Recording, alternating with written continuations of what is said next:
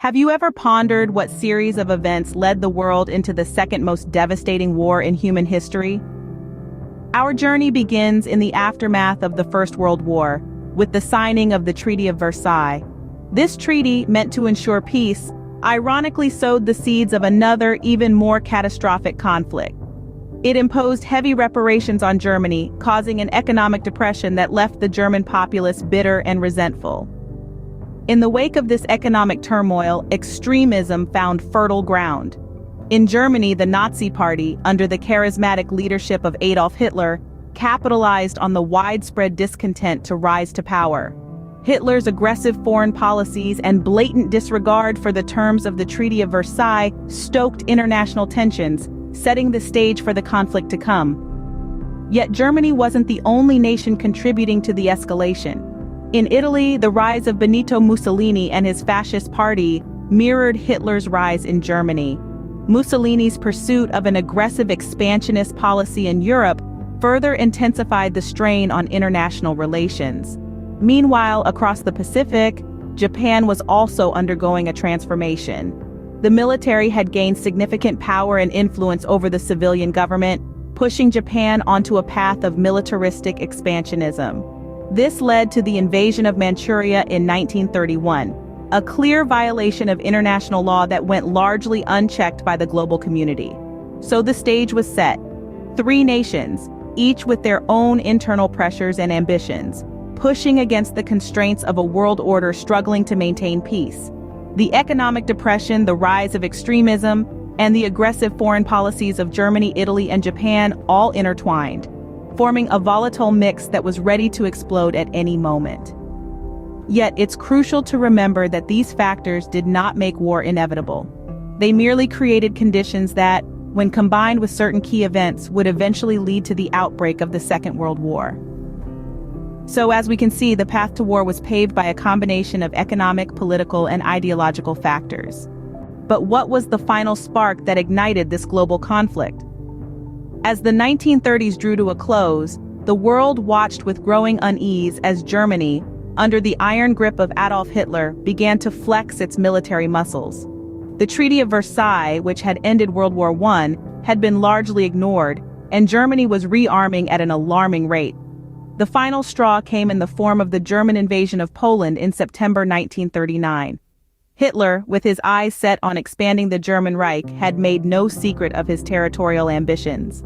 Despite the numerous warnings and pleas from the international community, Hitler's army swept into Poland, marking the beginning of World War II. This wasn't just a random act of aggression. It was a calculated move on Hitler's part, a part of his grand plan for German expansion. He had already annexed Austria and the Sudetenland region of Czechoslovakia. Poland was next on his list. Despite the clear violation of Polish sovereignty, the international community's response was woefully inadequate. The policy of appeasement championed by British Prime Minister Neville Chamberlain had failed. Chamberlain, along with French Prime Minister Édouard Daladier, had hoped that by allowing Hitler to annex parts of Czechoslovakia, they could avoid a full-scale war. They were wrong. The invasion of Poland was the final nail in the coffin of appeasement. Britain and France, realizing the futility of their efforts, declared war on Germany on September 3, 1939. But by then, it was too late to prevent the conflict. The German war machine was already in motion, its gears oiled by the conquests of Austria and Czechoslovakia. The world watched in horror as Poland fell to the German forces in less than a month. The Polish army, ill-prepared and outmatched, could not stand against the might of the German Wehrmacht. The quick and brutal campaign served as a grim reminder of the destructive power of modern warfare. And with that, the world was plunged into a conflict the likes of which it had never seen before. As the world found itself at war, where were the initial battlegrounds? Let's begin with the invasion of France, a swift and brutal assault that began in May of 1940. The German forces, employing their blitzkrieg tactic, or lightning war, overran the French and British defenses in a mere 6 weeks. This rapid victory, shocking in its brutality, showcased the terrifying power of the German war machine and set a grim tone for the conflict to come. But the invasion of France was just the beginning. Across the English Channel, Britain braced itself for the inevitable onslaught. The Battle of Britain, fought entirely in the skies, was a desperate struggle for aerial supremacy.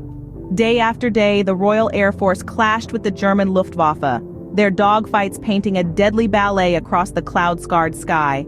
Despite being heavily outnumbered, the RAF, through their courage and tenacity, managed to prevent a full-scale invasion of Britain. Their victory marked a critical turning point, proving that the German forces were not invincible. Yet the skies over Britain remained far from peaceful. The start of the Blitz, a sustained bombing campaign on British cities, marked a shift in Germany's strategy. Instead of military targets, they focused on civilian areas, aiming to break the morale of the British people. For 8 grueling months, air raid sirens became a haunting lullaby, and nights were lit by the glow of incendiary bombs. The Blitz claimed countless lives and reduced cities to rubble, but it failed to quench the indomitable spirit of the British people. Each of these early battles, in their own way, shaped the course of the war. The invasion of France demonstrated the raw might of the German forces. The Battle of Britain highlighted the importance of air superiority and the power of resilience. The Blitz, meanwhile, showed the world the human cost of war, as civilians became targets in their own homes. These early battles set the stage for a war of unprecedented scale and devastation. Now, let's explore how the tide of the war began to turn. Our journey takes us first to the icy steppes of Stalingrad. The year was 1942, and the German force, led by Friedrich Paulus, was on the offensive. But they were unprepared for the brutal Russian winter and the fierce Soviet resistance. The Battle of Stalingrad was a grueling street-by-street fight, which eventually saw the German Sixth Army encircled and defeated. This marked the first major defeat for Hitler's forces and a significant turning point in the war. Next, we shift our focus to the vast expanse of the Pacific Ocean, where the Battle of Midway took place in June of 1942. The United States, having cracked the Japanese naval code, was able to anticipate and prepare for the attack. The result? The U.S. Navy dealt a devastating blow to the Japanese fleet, sinking 4 of their aircraft carriers. The Battle of Midway is often considered the most decisive battle in the Pacific theater, shifting the momentum in favor of the Allies. Finally, we turn to the sun-drenched landscapes of Italy in the summer of 1943. The Allied invasion of Italy, known as Operation Husky, marked the beginning of the end for Mussolini's fascist regime. The Allies successfully landed in Sicily and moved up the Italian peninsula, leading to the eventual overthrow and arrest of Mussolini. This marked the first Axis capital to fall and served as a significant morale boost for the Allies. In each of these pivotal battles, the determination and resilience of the Allies began to shine through. Each victory, however hard-fought, chipped away at the Axis powers' hold over Europe and the Pacific. The Battle of Stalingrad, the Battle of Midway, and the Allied invasion of Italy were not just battles. They were turning points that altered the course of the war. These pivotal battles marked the beginning of the end for the Axis powers.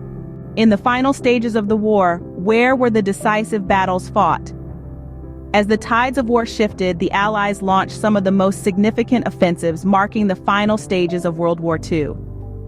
Among these pivotal moments, 3 battles stand out for their scale, their impact, and their role in bringing the war to an end: the D-Day invasion, the Battle of the Bulge, and the Battle of Berlin.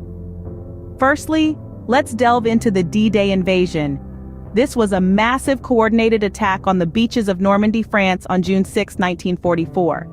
The operation, codenamed Overlord, was the largest amphibious invasion in history.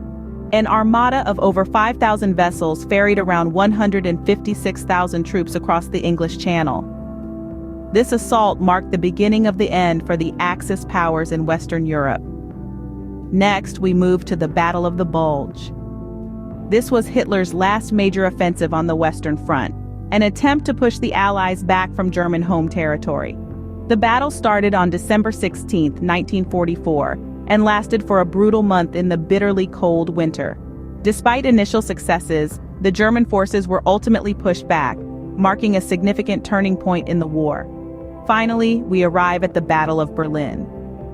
This final major offensive of the European theater began on April 16, 1945.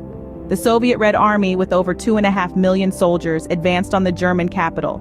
The city fell on May 2nd, leading to the surrender of Germany and effectively marking the end of World War II in Europe. Each of these battles, in their own way, were instrumental in shaping the course of the war. They were marked by extraordinary heroism, strategic brilliance, and an unwavering will to fight against the odds. These final battles brought the long and bloody war to a close. The world would never be the same again, forever marked by the horrors and heroism of World War II. The war was over, but what was the aftermath? This question rings throughout history, echoing the collective sigh of relief that spread across the globe as World War II came to a close. Yet the end of the conflict marked the beginning of a new era, an era marked by justice, unity, and a different kind of tension. In the immediate aftermath of the war, the world's focus shifted to accountability. The Nuremberg trials, a series of military tribunals held between 1945 and 1946, sought to bring prominent leaders of Nazi Germany to justice. These trials were unprecedented. They established a crucial precedent for prosecuting international war crimes, underscoring the principle that individuals, regardless of rank or position, can be held accountable for their actions during times of war. Yet, as the world sought justice, it also yearned for peace and stability.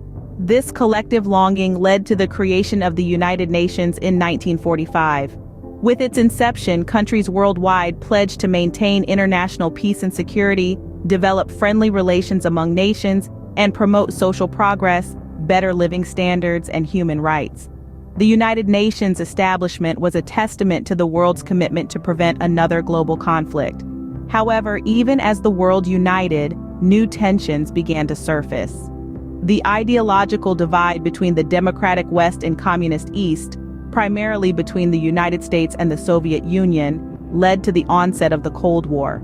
This period, lasting from 1947 to 1991, was characterized by political and military tension, but not direct warfare between the major powers. The Cold War reshaped the global landscape, setting the stage for many of the geopolitical dynamics we see today. And so, with the echoes of World War II slowly fading, the world found itself navigating a new reality. Justice was sought, unity was aspired to, and yet new tensions were brewing. The legacy of World War II continues to shape our world today. We've journeyed through the events leading up to World War II and the battles that defined it. But what does this all mean?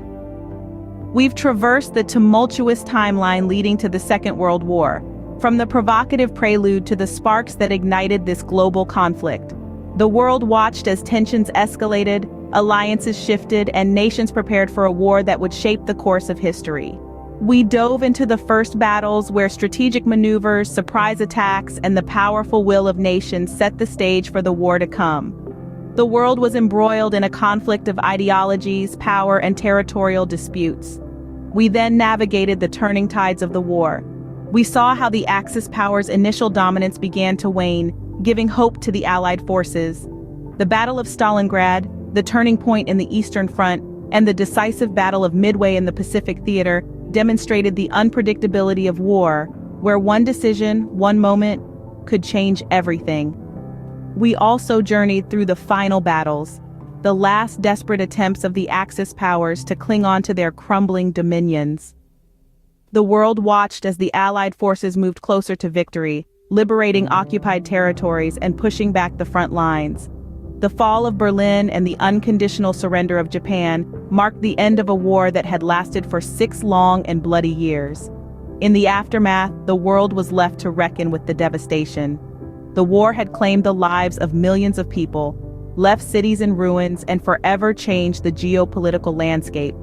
The creation of the United Nations, the decolonization of Africa and Asia, and the onset of the Cold War were all direct consequences of the conflict. But what can we learn from this? The Second World War teaches us about the catastrophic consequences of unchecked aggression, of the destructive power of ideologies rooted in hate and prejudice. It shows us the importance of diplomacy, of international cooperation, and of standing up against oppression and injustice. This war was a testament to human resilience, to the capacity for courage and sacrifice in the face of overwhelming adversity. It was a war that saw ordinary individuals rise to extraordinary challenges, a war that brought out both the best and the worst in humanity. But most importantly, the Second World War is a stark reminder of the importance of peace.